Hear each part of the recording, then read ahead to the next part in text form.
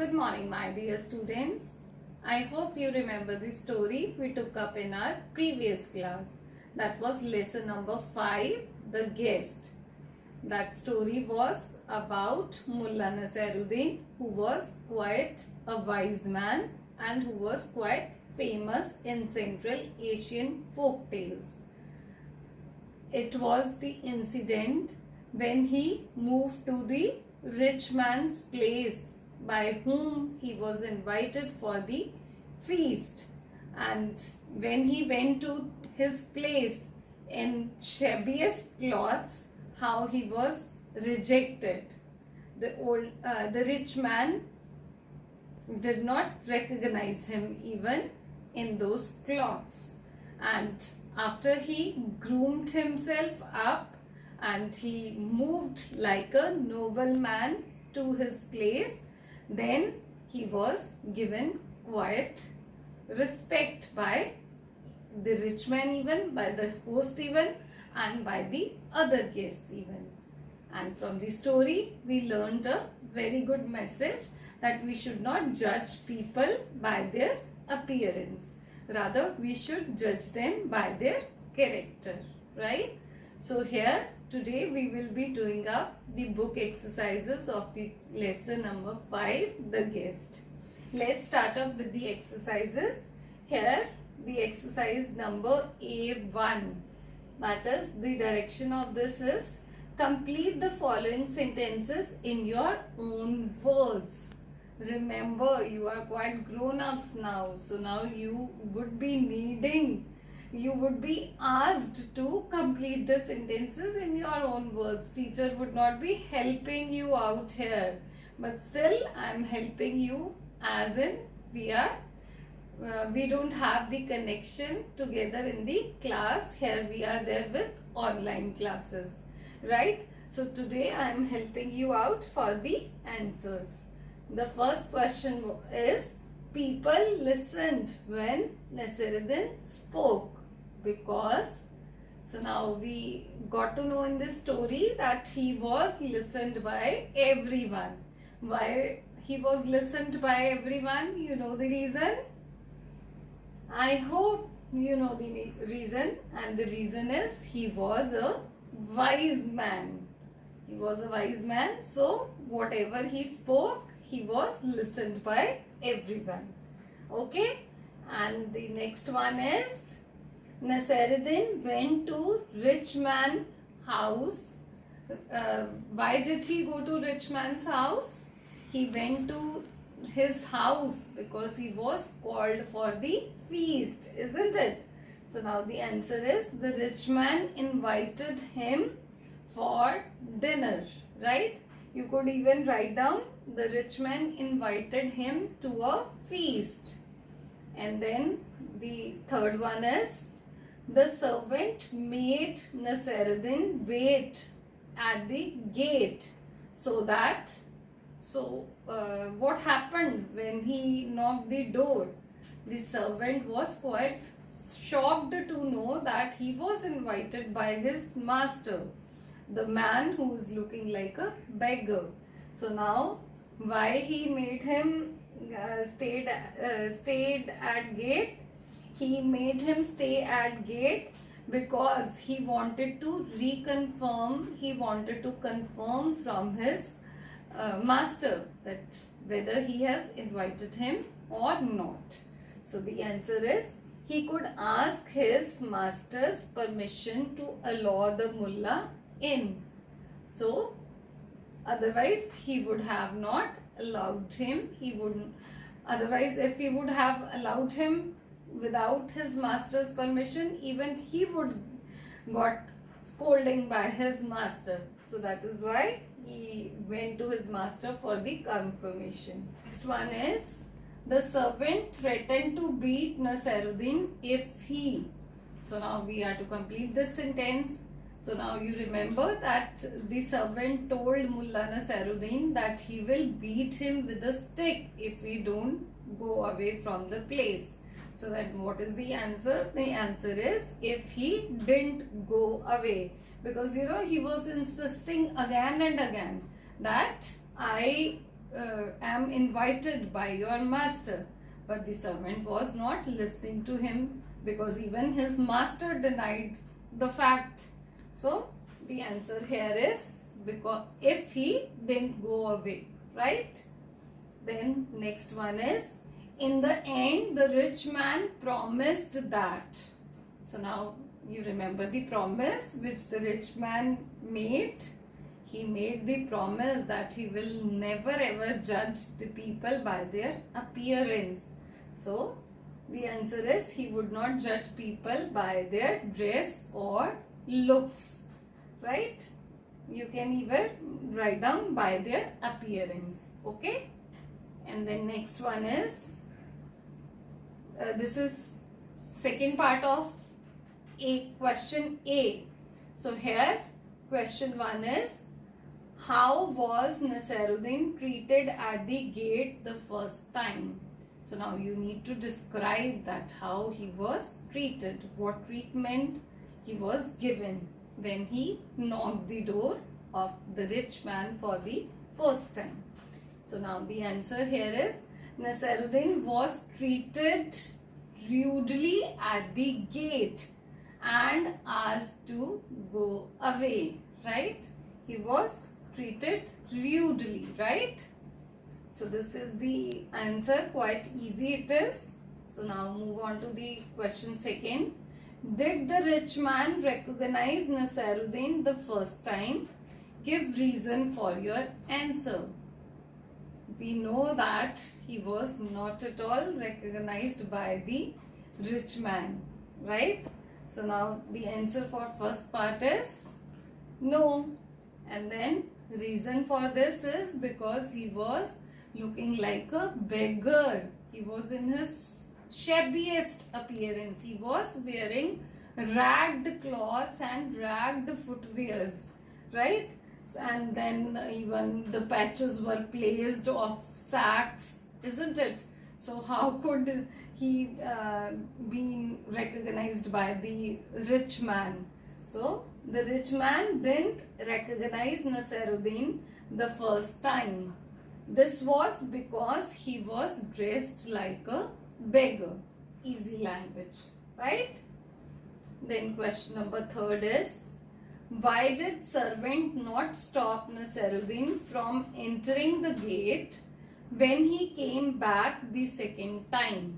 So now, why did the servant not stop the Mullah Naseeruddin when he once again went to the rich man's place? The reason was his good looks, that he wore his silk coat, silk dress, and then most beautiful cap, and then what else? High collared coat he was wearing. So he was giving the look of a nobleman. So the servant accepted the idea that he is his master's guest. So that is why he did not stop him to enter. When Naseeruddin came back the second time, he was wearing his finest silk garments with a cap on his head, a high collared coat. The servant did not stop Naseeruddin because he looked like a nobleman, right? So in this simple language I have taken up this answer. Now move on to the question number 4. Mullah Sahab, what are you doing? Why did the rich man make this remark? You remember what all he did with the food. He was not at all eating that food. Rather, what he was doing? He was spilling over the soup on his cap, right? And that is why that rich man made this remark. You remember? The rich man made this surprised remark when he saw Naseeruddin spooning the soup over the cap, over his cap. He also sprinkled crumbs of bread over the shoulder of his coat and fed the shish kebab to his sleeves. So at that time, that rich man made this remark, surprising remark. What are you doing? He was even quite shocked to see his behavior, right? So then question number 5. Why did the rich man hung his head in shame? So what was the reason that the rich man hung his head in shame? Why was he feeling ashamed? The rich man hung his head in shame when Naseeruddin taught him the lesson that one should not judge people by their appearance and dress. So after he reached his place in his finest clothes, he was respected by everyone, and earlier he was even disgraced by his servant even.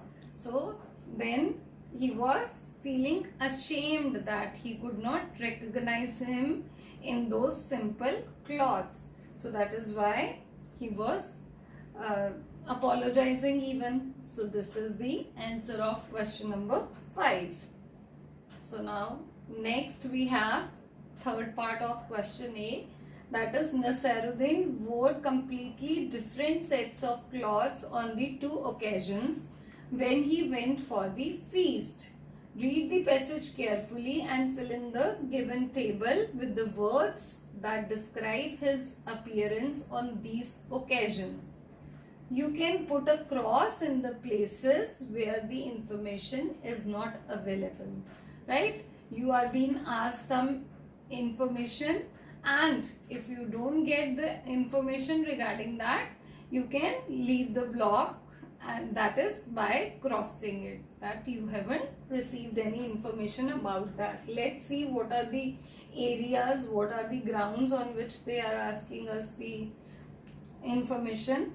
First of all, clothes worn and appearance. So on these basis they would be asking first time and second time, right? Clothes and appearance first time and second time. So the first ground is coat. So how was his coat first time? His coat was black colored earlier at the first time, and after that what he was wearing, high collared coat, right? To look handsome. So handsome, high collared coat. Second is vest. Was there any information about vest? No. So we will put cross in both the blanks. So then third one is cap. Cap for the first time we haven't received any information about that, and for the second time we have got the information that he was wearing his best cap, right? So then we have to write best in this block. So then fourth one is sandals. So first time we got to know that he was wearing his ragged sandals. So the second time we haven't received any information. So first time we will be writing ragged, and for the second time we would be putting a cross in that block. Okay. And then moving on to the fifth one, that is hair and beard. So how were his hair? First time we haven't received any information about his beard and hair, and the second time he combed his hair and beard. So we'll be writing combed in this block. Then sixth one is overall appearance. So first time his appearance was shabbiest, and the second time his appearance was fine because he was wearing finery clothes. So then fine and as a noble person. So then this is the answer for second time. So now let's move on to the next part. And what is that next part? That is choose the correct word and fill in the blank. Here you are to find out the correct spelled word from the option, right? So now here first one is you should exercise every day to stay fit, and you know these spellings of exercise very well. So this is exercise, not exercise, right? So then we are to write down the correct spellings here. The weather was chilly or this chilly. This chilly is spicy, red chilli or green chilli, whatsoever.